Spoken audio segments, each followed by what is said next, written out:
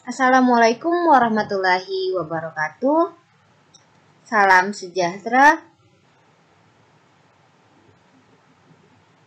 Pada kesempatan kali ini kita akan belajar IPA SMP kelas 8. Dan materi kita adalah sistem ekskresi pada manusia. Adapun tujuan pembelajaran kita yaitu yang pertama adalah mengidentifikasi organ-organ penyusun sistem ekskresi pada manusia. Yang kedua, kalian diharapkan mampu memahami struktur dan fungsi organ-organ penyusun sistem ekskresi manusia. Dan yang ketiga, kalian diharapkan mampu menjelaskan proses pengeluaran zat-zat sisa oleh sistem ekskresi manusia. Organ-organ penyusun sistem ekskresi dalam tubuh ini ada beberapa organ. Dan dalam tubuh kita itu ada proses metabolisme. Dan dalam proses metabolisme ini juga dihasilkan zat-zat sisa yang harus dikeluarkan dari dalam tubuh kita. Karena jika zat-zat sisa tersebut tidak dikeluarkan, maka akan membahayakan tubuh. Dan proses pengeluaran zat-zat sisa tersebut disebut ekskresi. Tubuh kita memiliki beberapa organ yang digunakan atau berperan dalam ekskresi, yaitu kulit, ginjal, hati, dan paru-paru. Yang pertama kita bahas yaitu kulit. Kalian bisa lihat ilustrasi dari struktur kulit. Kulit adalah organ pelindung yang menutupi seluruh tubuh kita. Dan kulit ini berupa lapisan yang sangat tipis. Dan lapisan kulit ini terdiri dari 3 lapis, yaitu epidermis atau lapisan kulit ari, dermis atau lapisan kulit hangat, dan subkutan atau lapisan jaringan bawah kulit. Yang pertama kita bahas adalah tentang kulit ari atau epidermis. Jadi epidermis pada kulit kita tersusun dari 3 lapisan. Yang pertama lapisan tanduk, yang kedua lapisan granula, yang ketiga lapisan germinativum. Lapisan tanduk atau stratum corneum ini merupakan lapisan paling luar dan tersusun dari jaringan mati dan terdiri atas lapis sel pipi dan sering mengelupas. Yang kedua tadi lapisan granula atau stratum granulosum. Lapisan granula atau stratum granulosum ini terdiri dari sel bergranula yang lama-kelamaan akan mati dan terdorong ke atas, menggantikan lapisan tanduk. Lapisan granula mengandung pigmen melanin yang memberi warna kulit. Pigmen melanin pada kulit inilah yang menyebabkan kulit manusia itu beraneka ragam. Ada yang putih, ada yang sawo matang, ada yang hitam. Dan melanin ini berfungsi untuk melindungi kulit dari sengatan sinar matahari. Dan ada orang dengan kondisi khusus yang tidak memiliki pigmen melanin. Dan orang ini disebut sebagai albino.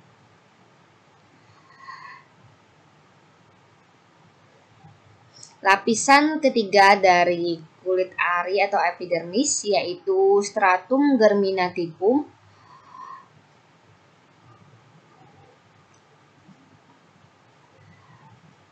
Stratum germinativum ini terdiri dari dua lapis, yaitu lapisan atas atau stratum spinosum yang mengandung sel-sel baru yang berasal dari sel yang di bawahnya, yaitu stratum basal yang selalu membelah. Selanjutnya kita bahas bagian kulit, yaitu dermis atau disebut juga kulit jangat. Dan pada lapisan dermis ini terdapat pembuluh darah, kelenjar keringat, kelenjar minyak, ujung-ujung saraf indera, dan kantong rambut.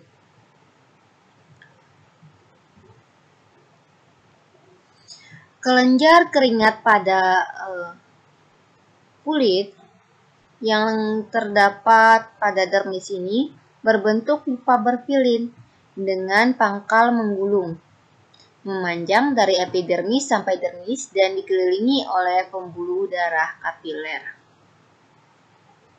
Kemudian ada kelenjar minyak. Jadi kelenjar minyak ini menghasilkan minyak yang disebut juga dengan sebum. Dan minyak ini memiliki fungsi untuk melembabkan kulit kalian. Tetapi jika minyak yang dihasilkan terlalu berlebihan, maka juga kurang baik untuk kondisi kulit kalian. Yang keempat, ada ujung-ujung saraf indera. Ujung saraf indera ini terdiri dari ujung saraf peraba dingin, corpuscula Krause, peraba tekanan, ada juga peraba panas, peraba sentuhan, dan juga peraba nyeri. Jadi dengan adanya ujung-ujung saraf indera inilah dengan kita bisa merasakan misalnya panas, lalu kita dingin, kemudian kita juga merasa disentuh, dan juga kita bisa merasakan nyeri atau sakit di kulit kita. Selanjutnya ada kantong rambut yang di bawahnya terdapat pembuluh darah kapiler. Selanjutnya kita bahas tentang jaringan bawah kulit atau subkutan. Dan pada jaringan bawah kulit ini terdapat jaringan lemak atau adiposa. Fungsinya adalah untuk menyimpan lemak sebagai cadangan makanan. Dan juga lemak ini akan menjaga suhu tubuh kita agar tetap hangat. Selain itu, kulit juga berfungsi untuk mencegah masuknya kuman, penyakit, mengatur suhu tubuh, dan menjaga pengeluaran air agar tidak berlebihan.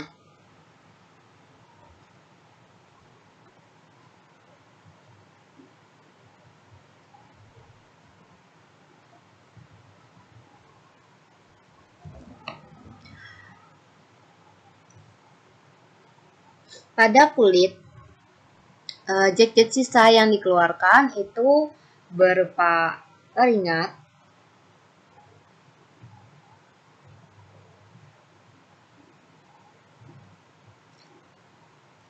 kita lanjut ke ginjal. Ginjal ini bentuknya, ilustrasinya bisa kalian lihat pada gambar, yaitu ginjal berbentuk seperti biji kacang merah. Jumlahnya 2 buah, berwarna merah keunguan. Panjangnya sekitar 10 cm. Dan beratnya kurang lebih 170 gram. Letaknya di dalam rongga perut di depan tulang pinggang. Sedangkan posisi ginjal kiri itu lebih tinggi daripada posisi ginjal kanan. Ilustrasi berikut bisa kalian lihat bagian-bagian dari ginjal.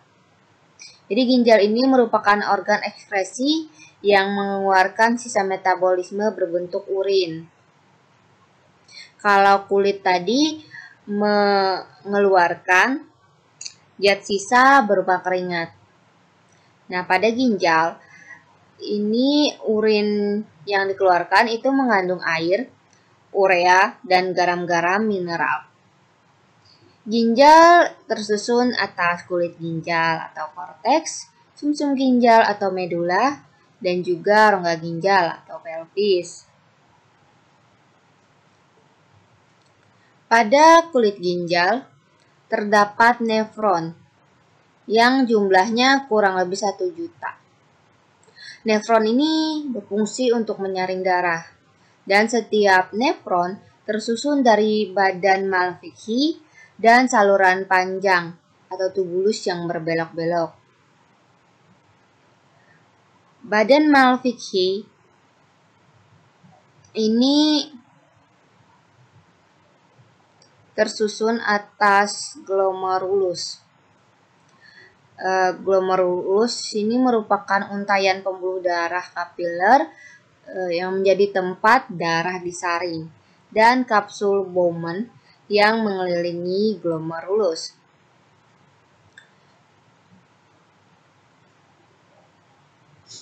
Dan ada juga tubulus contortus proximal, lengkung Henle, tubulus contortus distal, dan tubulus collectivus.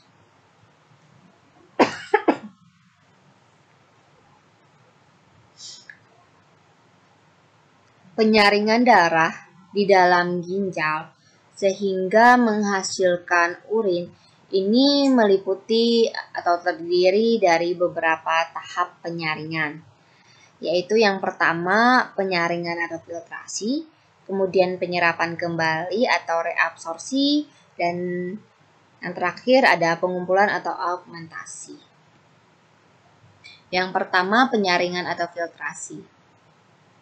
Jadi darah yang kaya akan zat sisa metabolisme di dalam tubuh kita masuk ke ginjal melewati arteri ginjal. Plasma darah dan zat terlarut disaring oleh glomerulus di dalam badan Malfizi dan menghasilkan filtrat glomerulus atau disebut juga urin primer. Jadi di dalam urin primer ini hasil dari penyaringan atau filtrasi itu disebut urin primer, dan di dalam urin primer ini masih terdapat air, kandungannya ada glukosa, asam amino, dan juga garam-garam mineral. Tahap selanjutnya adalah penyerapan kembali atau reabsorpsi. Jadi, hasil dari urin primer itu masih ada beberapa zat yang berguna untuk tubuh kita dan akhirnya diserap kembali. Adapun yang diserap kembali itu antara lain gula, vitamin, asam amino, dan air diserap di tubulus contortus proximal. Jadi zat-zat yang masih berguna ini dimasukkan ke dalam pembuluh darah. Hasil penyerapan kembali atau reabsorpsi ini akan menghasilkan filtrat tubulus atau disebut juga sebagai urin sekunder. Dan urin sekunder ini mengandung air, garam, urea, dan juga pigmen empedu. Pigmen empedu yang akan memberi warna dan juga bau pada urin kita. Tahap terakhir adalah augmentasi. Di tubulus contortus distal ditambahkan lagi beberapa zat sisa ke dalam urin sekunder tadi, berupa asam urat, ion hidrogen, amonia, kreatin, ditambahkan ke urin sekunder sehingga menjadi urin sesungguhnya. Jadi hasil dari tahap terakhir ini adalah urin sesungguhnya yang kalian keluarkan ketika kalian buang air kecil atau kencing. Jadi melalui tubulus collectivus, urin ini menuju rongga ginjal, kemudian ke kandung kemih. Ke kandung kemih ini melewati saluran ginjal, yaitu yang namanya ureter. Dari kandung kemih inilah urin kalian itu ditampung sementara sampai kalian buang air kecil atau kalian pipis, maka urin kalian akan keluar melalui saluran kencing kalian. Urin yang dikeluarkan ginjal ini kebanyakan mengandung air, 95% air. Dan juga mengandung zat-zat terlarut, misalnya urea, asam urat, amonia, dan bermacam-macam garam, terutama natrium klorida atau NaCl, zat warna empedu, dan zat berlebihan dalam darah, seperti vitamin B, C, obat-obatan, dan hormon. Jadi misalnya kalau kalian mengkonsumsi vitamin B dan C itu kan larut dalam air. Jika kalian mengkonsumsi vitamin itu secara berlebihan dari apa yang dibutuhkan tubuh, itu juga akhirnya akan dibuang melalui urin kalian.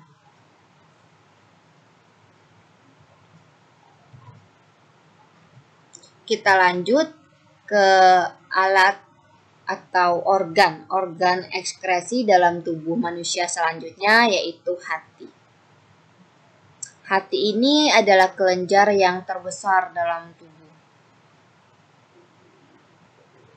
Hati terletak di rongga perut sebelah atas kanan di bawah diafragma dan beratnya kurang lebih 2 kg. Hati ini memiliki warna merah gelap, merah marun. Kalian bisa lihat ilustrasinya pada gambar. Hati mengeluarkan empedu berupa cairan kehijauan, dan empedu ini rasanya pahit. pH-nya netral, mengandung kolesterol, garam-garam mineral, garam empedu, dan zat warna empedu yang disebut bilirubin dan biliverdin, yang merupakan hasil rombakan dari hemoglobin eritrosit dalam hati.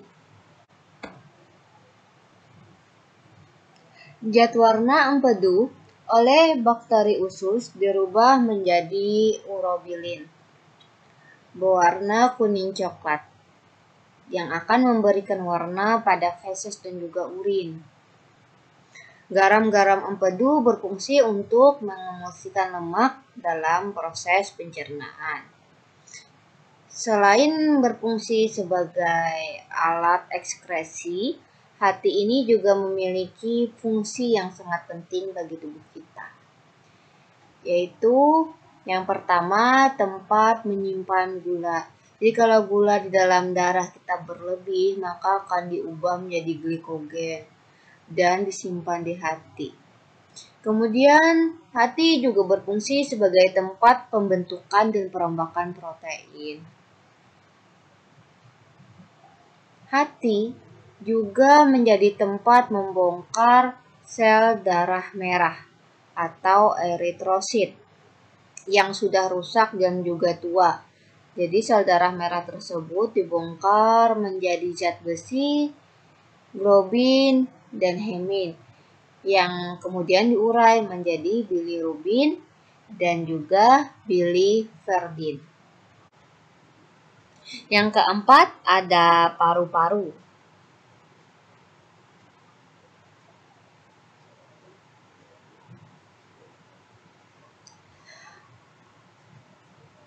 Paru-paru ini selain berfungsi sebagai alat pernapasan, paru-paru juga merupakan alat atau organ ekskresi.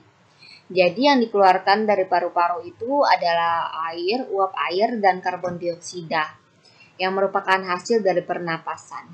Gambar berikut adalah contoh atau ilustrasi dari paru-paru.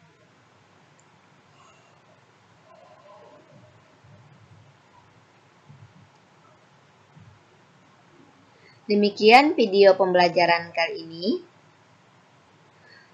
Pada materi selanjutnya, kita akan membahas tentang gangguan pada sistem ekskresi manusia dan upaya untuk mencegah atau menanggulanginya.